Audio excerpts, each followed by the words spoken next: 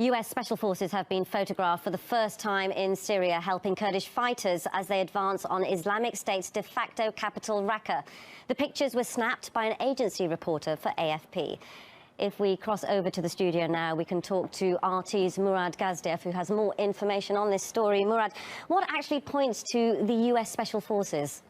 Well, what doesn't? You know, you don't have to have a military background to see these guys for who they are. And they're there in Syria fighting with the SDF, Syrian Democratic Forces, that's Syrian Kurds and other groups, all of which are fighting ISIS. So they're helping them fight ISIS. And, well, the pictures kind of give it away. The low-profile helmets, the unique camouflage, the, latest weaponry that doesn't go for export, advanced and expensive communications gear.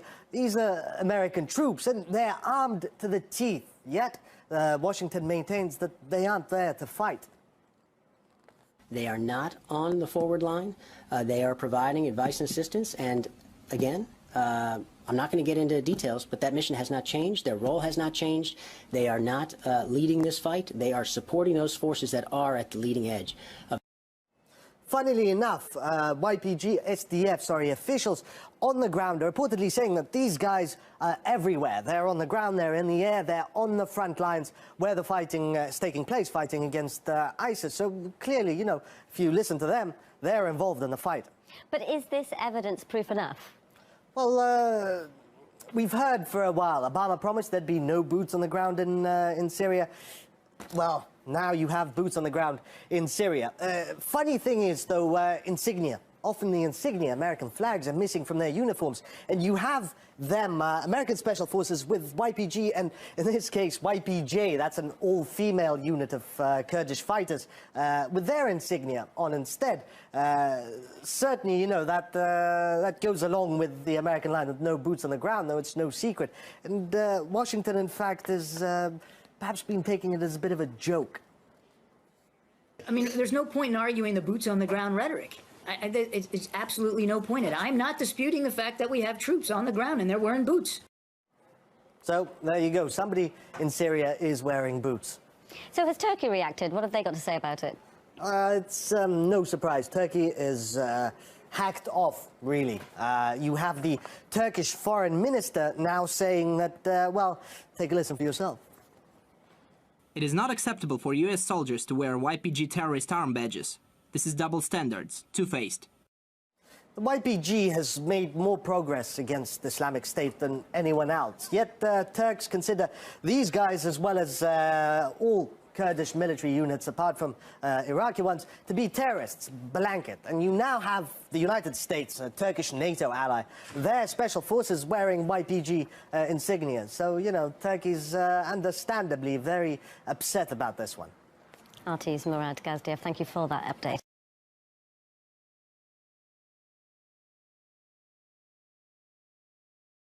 Vladimir Putin has warned that the US anti-missile defence system in Europe risks the entire region's safety. Rockets within a 500-kilometre range are being positioned in Romania now. Rockets with a 1,000-kilometre range are on the way. But what's even worse? These rockets can easily be replaced at any moment with long-range rockets that can travel 2,400 kilometres and no one will notice, even the Romanians. This is a huge danger to us and we will have to react immediately. Those parts of Romania that didn't know what it's like to be in the crosshairs will have to face our countermeasures that ensure our safety. The Russian president was speaking at a joint press conference with the Greek Prime Minister, Alexis Tsipras, during Putin's visit to Athens. RT correspondent Roman Koshev has more from the Greek capital. Vladimir Putin said that the American anti-missile defense system in Eastern Europe poses a real threat to Russia. That system was initially put in place in various countries surrounding Russia in order to counter the Iranian nuclear threat. But due to certain agreements that were made recently, the Iranian nuclear threat no longer exists. So all these new anti-missile defense systems that are being put in place all around Eastern Europe, basically very close to Russian borders, really pose a threat to Moscow. The Russian president said that Moscow is ready to cooperate on this anti-missile defense issues with the United States. However, he added that there's no one to talk to about that, as Moscow hears no response to this issue from the Americans. Well, let's discuss the US anti-missile defence system in Europe further now with political commentator Lawrence Davidson. Welcome, Lawrence. Now, the US insists that its anti-missile defence system in Europe is not targeting Russia. What is your view of that? Well, you might ask them who it is targeting. I mean, obviously, it's this placement of missiles in Eastern Europe sends a message to Russia. And the message is, look, you are not allowed to have a sphere of influence. Indeed, the Chinese aren't allowed either. The only one who can really have a sphere of influence is the Americans and their proxies in Europe. This has been this is essentially the Cold War theory of containment brought into the 21st century. So the whole notion that these missiles aren't targeted towards the U.S. or Russia is just baloney. I mean, who else are they aiming at? The Scandinavians? What? As well as the issue of who they're targeting, another issue is where they're actually located. President Putin said that the US could even place long-range missiles in Romania and do so without the Romanians knowing about it. Is that a likelihood, do you think? Well, I don't know. It depends upon who's in charge in Washington. But in fact, there's precedent, I mean, for this. I mean, you've got, you have the history of missiles in Turkey. And those missiles were interchangeable in many ways as well. I mean, they were, I believe at the time, they were intermediate range missiles, but there's no reason why you can't upgrade the status of these missiles. I think that the Russian government has every reason to be concerned, and the hypocrisy of all this is to be noted. I mean, what would happen if Russia had given intermediate or long-range missiles to the Venezuelans? I mean, Washington would go, pardon the pun, ballistic. So essentially, we've got an opportunistic, potentially neoconservative war party in Washington, particularly among the Republicans. They're putting pressure on Obama and the Democrats. Probably Hillary Clinton has given her okay to this move, and it's a dangerous one. Putin had lots to say about Romania. He actually said that they could be in the crosshairs if the US decides to place long-range missiles there. Do you think that Romania should be worried? I would. In fact, I think they're already in the crosshairs. I mean, what is the Russian response to be? They're going to have to move their own missiles into proximate areas to the eastern border, particularly Romania. I mean, you could always replicate the Warsaw Pact strategy and just put 10,000 tanks on the Romanian border or something like that. I mean, Romania, by soliciting this move, has become a magnet, and Poland too. So you can't have this kind of arms in armory in your country and not be in the crosshairs. It's just the logic of the situation. Many thanks for joining us, Lawrence. Our guest is our political commentator, Lawrence Davidson. Thank you.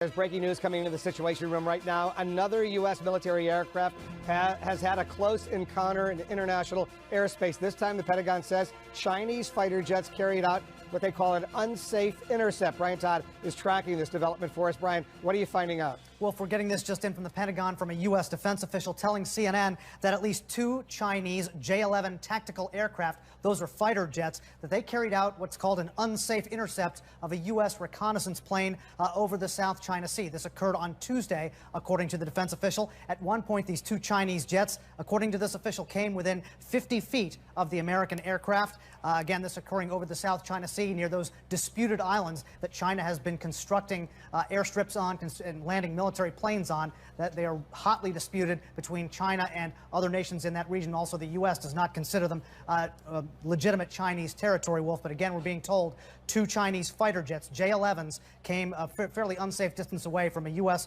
reconnaissance plane within 50 feet of it on Tuesday over the South China Sea. My colleague Jim Sciutto points out, for some context, this isn't the first time this has happened, but the Chinese usually resort to warnings for American reconnaissance jets over the radio. They usually don't fly this close. This is a relatively rare occurrence, and we're told by this U.S. official that Americans are protesting this through diplomatic and military channels.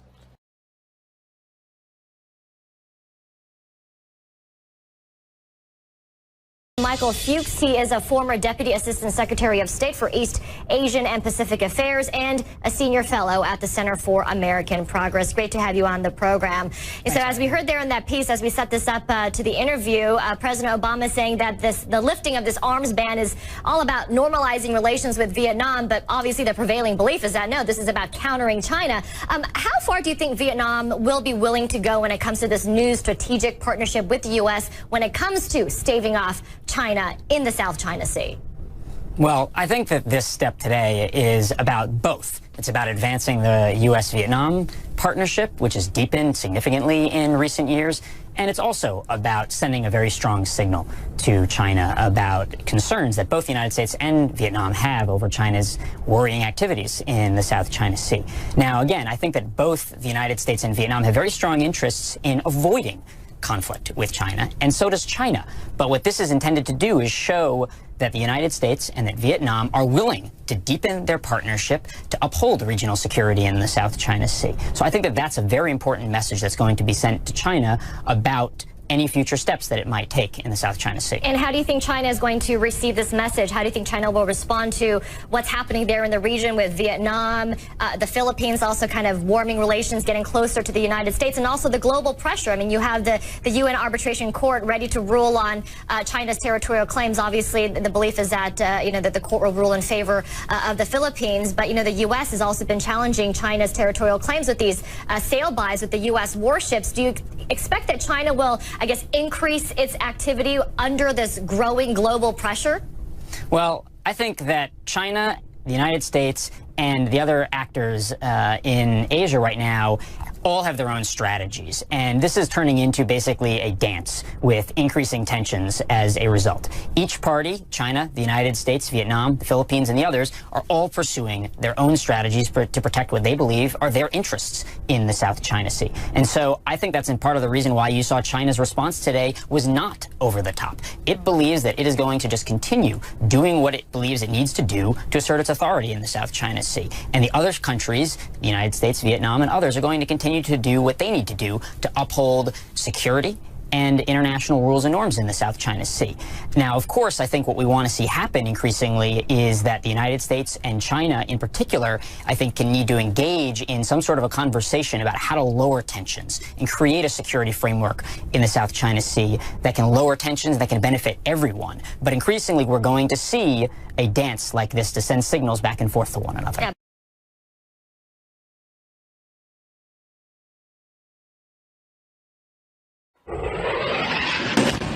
The raging civil war in Yemen gave the al-Qaeda affiliate there the ability to move in and take over this southern port city of Mukalla, giving the most dangerous al-Qaeda group in the region a new place to dig in.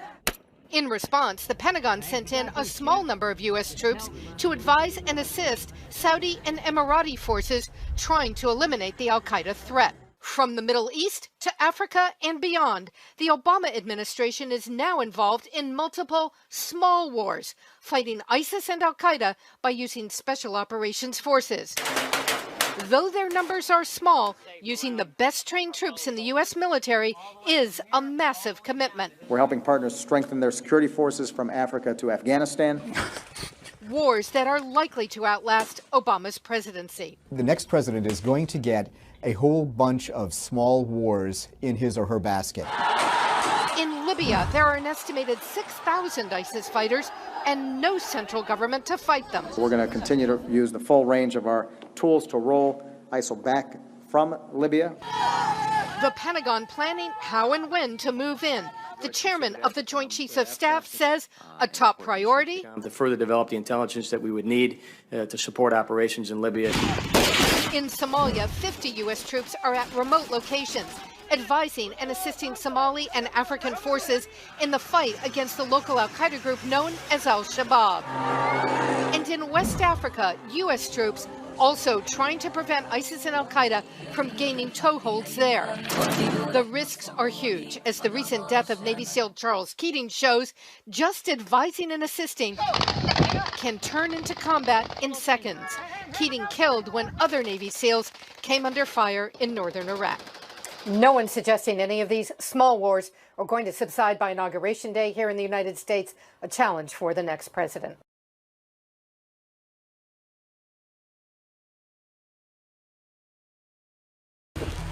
Below the bridge wing.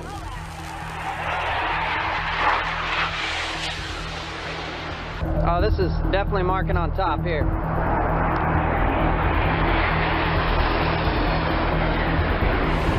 Five knots. We have two Russian Su-24s currently conducting multiple passes at CPAs of 75 feet. Wings are clean, continuing to track and monitor.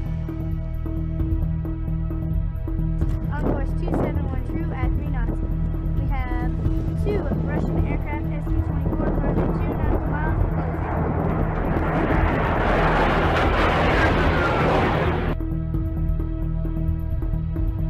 We have two Russian Su-24s currently conducting multiple passes at CPAs of 75 feet. Wings are clean, continuing to track and monitor.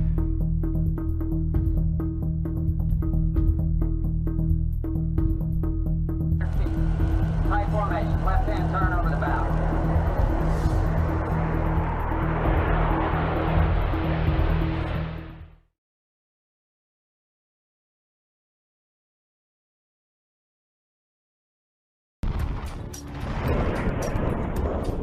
We're exercising all facets of warfare that might be threatening to the region.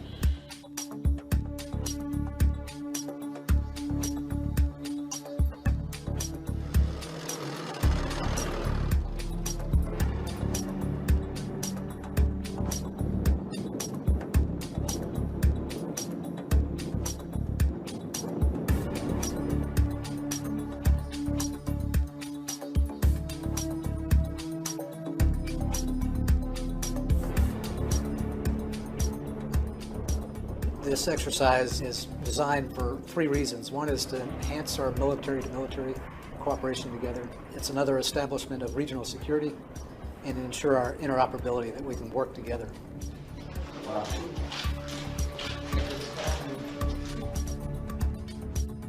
What's happened over time certainly shapes the type of scenarios that we create for the exercises. In this particular exercise, we're not only facing a conventional threat, but an unconventional threat at the same time.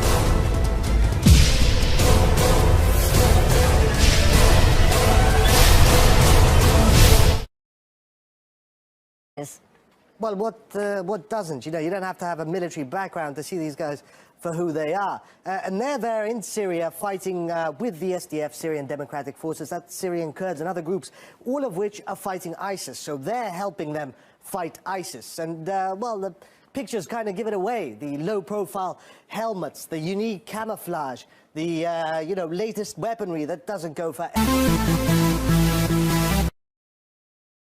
US Special Forces have been photographed for the first time in Syria, helping Kurdish fighters as they advance on Islamic State's de facto capital, Raqqa.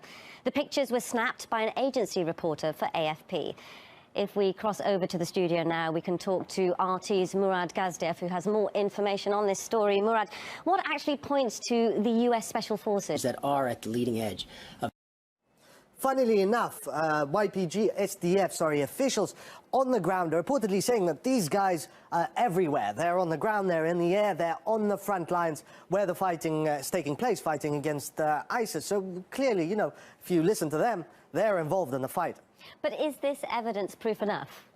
Well, we've heard for a while about export advanced and expensive communications gear.